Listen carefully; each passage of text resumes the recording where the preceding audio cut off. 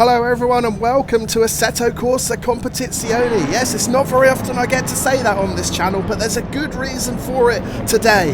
I'm just a few days away from my first ever endurance race in ACC and I need the practice. So we're here today in the Ferrari GT3 at Spa for a 20-minute open lobby race.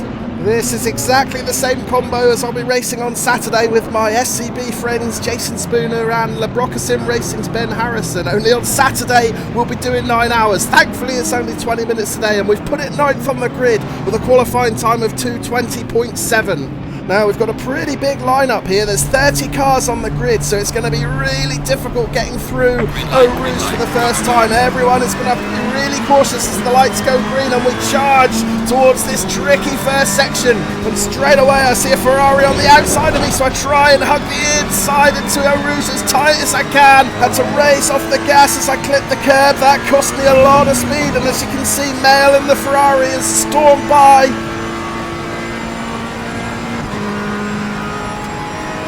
Just looking at the leaderboard as we reach the end of the Kemmel Straight, we're in 8th position. So we've gained 1 place on our starting spot, and we might gain 2 places because there's another Ferrari on the grass there to the left. It's really easy to get a slide on through Les Coon there, and it looks like that's what's happened. So we're up to 7th, but we do have a BMW for company right behind Balazin. But all in all, that was a pretty successful start to this race. You never know what you're going to get with these open lobby multiplayers in Assetto Corsa Competizione. Some of them could be brutal, but yeah, we got through Eau Rouge okay, so that is the important thing. We're in a decent position here. And as we enter Puop for the first time, look at the rear view mirror. That BMW closes right in. He's clearly a bit faster on entry into these corners, but we're able to get on the gas a little bit quicker just to open the space back up. However, once again, he gets really close. So clearly, Balazin in that BMW is braking later than I am into these corners. We're going to have to be wary of that, and we're going to have to be wary of a late lunge, I think.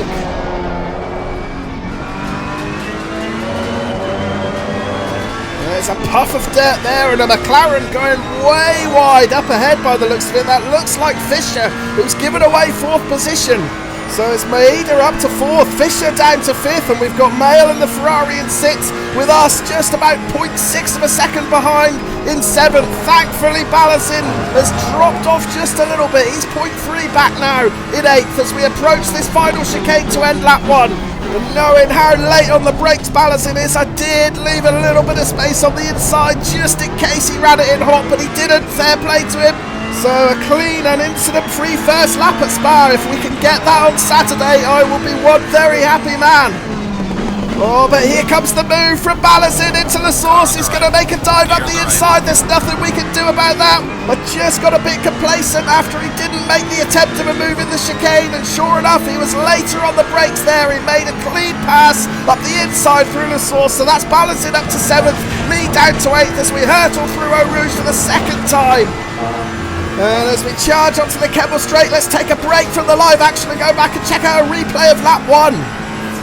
Well, I was interested to see if all 30 cars got through Eau Rouge cleanly on that first lap, and incredibly, pretty much everyone did. This was the only incident at the very back of the pack. Just a little bit of contact sent that car into the barrier. He slid back across the track, but everyone managed to avoid him. So a pretty clean Eau Rouge. This was Les Coon, and watch Lang in the Ferrari in 4th place. He's just going to lose the rear end coming out of that turn and slides out onto the grass. That's what gave us 7th position, but Balazin's BMW had other ideas. La Source at the start of lap 2, he tucks it up the inside to take that 7th position. Using the draft to close back in on Balazin here, but we're just going to run out of tarmac on the Kemmel Straight. We're not quite close enough to make a move into Les Coon, so we're just going to hang back here, not try anything too rash. And actually that BMW looks very untidy coming out of this corner. Clip the grass on the outside and things got very messy there, but he was able to hold on to 7th position. However, we are right on his tail now, so let's apply the pressure here. Balazin may just be feeling it, or may just be pushing a little bit too hard. He's got another Ferrari right in front of him, Mail. And it looks like this top 8 might be beginning to make a break for it, because James in 9th is more than a second back now in the McLaren. However, there is a bit of daylight in front of me. We didn't have a good exit out of No Name Corner, and that's seen us lose half a second on these 2 guys in front as Balazin goes out way wide out of Buon. He's going to have a look up the inside to try and make the pass on Mail. He does get past the Ferrari, so Balazin is up to 6th. Mail is down to 7th, and we're able to close right back in, bridge that gap and consolidate 8th position. Yeah, it was a good clean pass by Balazin in the BMW there, but I just wondered if he might have exceeded track limits. He went out really wide, yeah, possibly there, but gets alongside the Ferrari and makes the pass.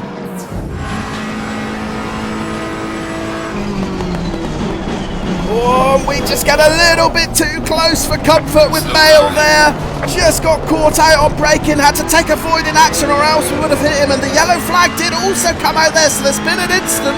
There's a cloud of dust. I can't see any cars off track, so we haven't gained any position. Something happened with the leading pack up front, but whatever did happen, they've obviously all survived it. Through the source then, we're starting lap 3, still in 8th position, still pursuing that Ferrari of Mail ahead.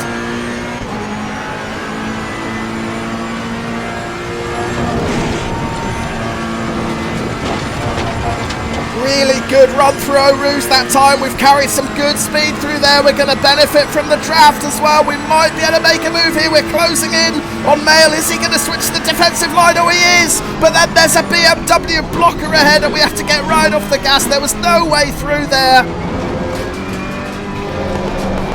Oh, and we just get a little bit of a slide on exiting Les Coombe as well. And another one there. We just have to lift off the gas slightly to stabilise the car. That's going to cost us a 10th or 2. Now let's check out the replay and see what that incident was at the chicane at the end of the previous lap. Now keep your eye on the McLaren of Sol. He's in 3rd place. He just gets a little bit too close to the BMW of Carter in 2nd. Gives him a nudge. Thankfully Carter manages to rejoin. Sol waits for him and loses a position in the process, but that's always good to see. If you do inadvertently punt off another driver, it's always good etiquette to wait for him to get going. Meanwhile, we had a great tussle coming down the Kemmel Straight, but just as I was weighing up a move on Mail's Ferrari, I unfortunately ran into a big BMW roadblock. So we stay in 8th position. Let's go back to the live action, see if we can do anything about it.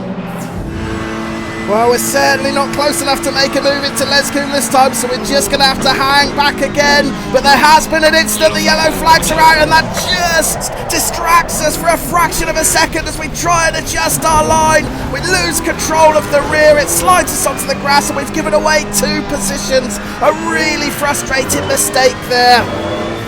Well, we saw Sol in the McLaren run into the back of an opponent on the previous lap, and he's going to do it again here, just braking too late at the end of the Kemmel Straight, and he absolutely wipes out Maeda in the blue McLaren. Now watch me entering the shot, just losing the rear, slide out onto the grass. A really careless mistake by me there, and we let 2 cars through. But back to the original incident, and once again full credit to Sol for waiting until Maeda rejoins, but he undoes some of that good work with that rejoin right into the oncoming traffic, and again there's more contact. Back to the live action now. We're approaching the halfway point of the race, still lying in 8th position, but a retirement up ahead has just promoted us up to 7th. And that makes that spin at Les Coombe a couple of laps ago even more frustrating now. We let both James and Reuter by, and we could have been in 5th position now. As it is, we're in 7th, but we are gaining on that Porsche of Reuter as we approach Les Coombe again. Hopefully we won't make the same mistake. No, we don't. We go through there very smoothly, and that gap, which was 1.5 seconds to Reuter, is now down to 0.7. So no doubt Reuter will see me coming in his rearview mirror, and in fact he might be under a bit of pressure because he's missed the apex completely into the hairpin. So we close up on him even more. Oh, and he's lost it! Has he managed to save it? Yes, he has. He's rejoined, but he's given us the position back. So that puts us back into 6th place. Yeah, he just completely missed the apex into this hairpin, Reuter, didn't he? Runs it in really wide, and then watch him get on the gas on exit. He's just going to clip this green AstroTurf, and there's very little grip there. The rear steps out, sends him onto the grass. He's got no choice but to get off the gas and lose the position. So the big question is now, can we do anything about James in 5th? He's 3.7 seconds down the road at the moment. We've got about 8 minutes of this race left. We are a little bit quicker than him, but I don't know if we're that quick that we're going to be able to bridge that gap. However, we do have a white flag out. There might have been an incident further down the Kemmel Straight. What's gone on?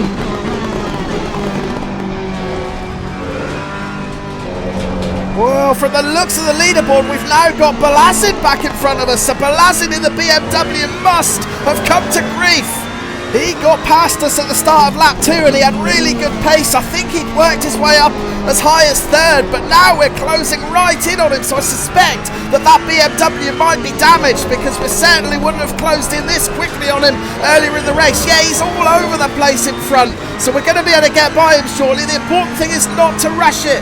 If he's really struggling to control that damaged BMW, we don't want to get collected. However, there is a gap, so we're going to have a look up the inside. Is he going to come back on the racing line? We panic a little bit there and we just clip the curb on the inside. Oh, would you believe it? We've gone onto the grass and we've given 6th position back to Reuter. Oh, that was another stupid mistake by me. In 1 second I was saying how it was important not to rush that pass past the damaged BMW Balazin, and then the next second I'm making a stupid lunge up the inside out of Buhon.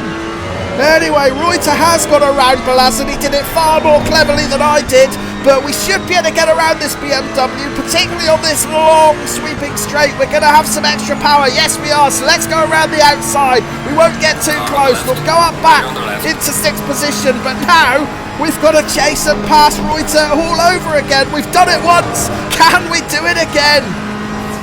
Well, before we find out, I'll be interested to check out the replay and find out exactly what happened to Balazin. Here he is on the previous lap, battling for 3rd with Fisher as they go through Eau Rouge. It's a really frenetic battle here. And as they charge flat out onto the Kemmel Straight, Fisher's going to go for the outside. Balazin's going to defend the outside and they touch. Oh, that's what sent Balazin into the wall. Let's check it out from another angle. We should see the incident in full here. There's the contact, and yeah, it just unsettles that BMW, catapults him into the wall, and that's where he picked up some race-ending damage. And here's the replay of my failed first attempt to get past. I actually panicked. I thought he was going to squeeze me out, which is what caused me to clip the curb and lose control. But looking at the replay, I had no cause for concern. Balazin gave me all the space I needed. 5 minutes left of this race then, and our top 5 target is about 1 second further down the road. That's Reuter's Porsche. Can we do anything in this final 5 minutes to close in that gap and retake 5th position? We might not need 5 minutes because he's lost it again. Reuter slides out at Les Koeman for the first time in this race. We're in the top 5. Yeah, we saw a driver make exactly the same mistake on lap 1, didn't we? And this time it's Reuter's turn. Just gets a slide on, loses the rear, it sends him onto the grass, and he crashes out of 5th. And that was pretty much how it ended. Reuter just didn't have the pace to close back that gap in on me, so we had a fairly comfortable last 5 minutes of this race and brought it home. 5th position, really happy with that. An excellent practice for this Saturday's 9 hours of Spa. Yeah, it's going to be a completely different experience racing that long, and in a team format too with Ben and Jason. At the moment, I don't know whether I'm really looking forward to it or absolutely dreading it, but this race has helped build the confidence a little bit. We ran reasonably well here, a couple of little mistakes here and there, but generally we were quite consistent. Thanks for watching. Don't forget to let me know what you thought of the video, and if you enjoyed it, please do leave a like. Cheers for now.